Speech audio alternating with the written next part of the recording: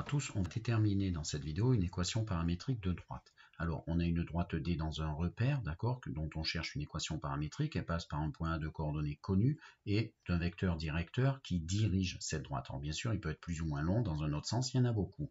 Alors, regardez ce qui se passe à chaque fois que j'ai un point, comme M1, M2, M3, qui est sur cette droite. Le vecteur AM. Le vecteur AM1, il est là. Le vecteur AM3, il est là, le vecteur AM2 il est là, mais dans tous les cas, quand M est sur ma droite, eh bien ces deux vecteurs ainsi formés vont être collinaires à U. Alors que pour M4 par exemple, regardez AM4, il n'est pas collinaire à U. Donc caractérisation de tous les points de l'espace qui seraient sur D, il faut que le vecteur AM ainsi construit dont les coordonnées se trouvent ainsi, je vous rappelle, point qui termine moins point origine, et le vecteur U dont on nous donne les coordonnées sont collinaires. Et la collinarité, c'est une autre vidéo, seconde et puis également terminale dans l'espace. Eh bien, il faut qu'il existe un multiple T, un réel T, tel que AM, l'un des deux vecteurs, est un multiple de l'autre, c'est-à-dire est égal à T fois U. On passe dans le monde des coordonnées. Coordonnées de AM doit être égale à coordonnées de T fois U, et du coup, par exemple, pour les abscisses, X moins XA doit être égal à T fois A. Vous faites passer XA de l'autre côté, vous obtenez cette égalité, de même pour les autres. Donc voici une équation paramétrique de votre droite, passant par A et dirigée par le vecteur de coordonnées ABC. En fait, que faut-il retenir? Pour trouver une équation paramétrique de droite, il nous faut posséder au minimum un point et un vecteur qui la dirige. Alors, premier exemple que je vous propose de faire, et dans tous les cas, il faut en trouver une représentation paramétrique de droite. On veut l'équation, ou plutôt une équation de la droite AB avec ces points-là. Bon, mais on a déjà deux points, on a une certaine latitude pour choisir le point que l'on veut. Disons, je vais prendre A pour commencer, mais également, il nous faut un vecteur directeur, et un vecteur directeur qui dirige la droite AB, ne cherchons pas compliqué, il y a le vecteur A vers B, d'accord, le vecteur AB. Donc, je vous affiche la correction assez rapide. C'est pas très long ce genre de question. Donc il nous faut un vecteur directeur et un point. J'ai mon point A par exemple et elle est dirigée par AB. Vous calculez les coordonnées exactement comme tout à l'heure. Donc je trouve les coordonnées 3, 4, 5. D'accord.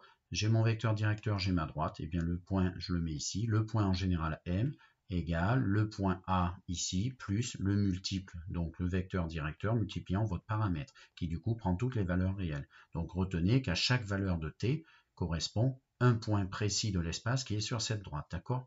Donc, deuxième exemple, AB, on veut retrouver une équation paramétrique de cette droite, mais cette fois-ci différente. Alors, c'est pour vous montrer qu'on a une certaine latitude. Donc, moi, que vais-je faire? On peut très bien prendre plutôt le point B, et puis on peut très bien prendre un multiple du vecteur AB, on n'est pas obligé de prendre AB.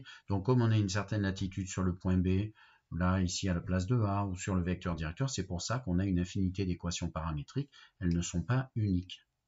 Donc je vous affiche les recherches. Donc si on veut qu'elle passe plutôt par B au lieu de A, qu'est-ce qui change en fait? Au lieu de 1, 2, 3 ici on aura les coordonnées de B, c'est-à-dire 4, 6, 8. Voilà, donc du coup le paramètre là, rien ne change, j'ai juste mis un autre paramètre pour changer et donner une nouvelle équation paramétrique. Donc T' appartenant à R. Ensuite, vous pouvez préférer, d'accord, on garde B comme point qui est sur ma droite, mais j'ai envie qu'elle soit dirigée par le double du vecteur AB. Donc il faut alors doubler les coordonnées de votre vecteur AB qui sont du coup maintenant 6, 8, 10 et qui du coup ici se retrouvent ici avec un coefficient des coefficients 6, 8, 10. D'accord? Et j'ai remis ici le point B. Bon, en fait, on est en train de se compliquer, hein. Il ne faut pas prendre ce genre d'équation, c'est juste pour vous expliquer du coup K appartenant à R, votre paramètre ici dans cette équation. Donc en fait, on a ici, on vient de faire trois équations paramétriques de la même droite. Donc maintenant, petite explication supplémentaire pour comprendre ça, cette représentation elle n'est pas unique, je vous l'ai laissé en prendre, car en fait ni le point ni le vecteur directeur ne sont uniques, vous avez une certaine liberté. Et donc je vais vous faire remarquer, voyez le point A de coordonnées 1, 2, 3. Si on utilise la première équation de droite, il est sur ma droite, donc il doit être associé à un paramètre. C'est le paramètre t égale à 0 qui permet de l'obtenir. Effectivement, si on met t égale à 0 là-dedans, tout ceci disparaît, il reste 1, 2, 3. A, c'est le point de paramètre t égale à 0, d'accord? À chaque paramètre correspond un point de l'espace sur votre droite. Donc A, il serait obtenu avec t égale 0 dans la première, mais dans la deuxième. Alors la deuxième, elle est là. Si on veut obtenir ici 1, 2, 3, ici, il faut enlever 3. Du coup, regardez, t' égale moins 1, si on le met là, on enlève 3, on enlève 4, on enlève 5, et du coup, on retrouve 1, 2, 3. Du coup, t' égale moins 1, c'est le paramètre associé à votre point A si on prenait la deuxième équation. Et pour terminer, eh bien, si vous vouliez utiliser la dernière, il faudrait prendre K égale moins 1,5, on essaie le premier seulement, 6 fois moins 1,5 moins 3 plus 4 fait 1, etc., etc. Donc voilà.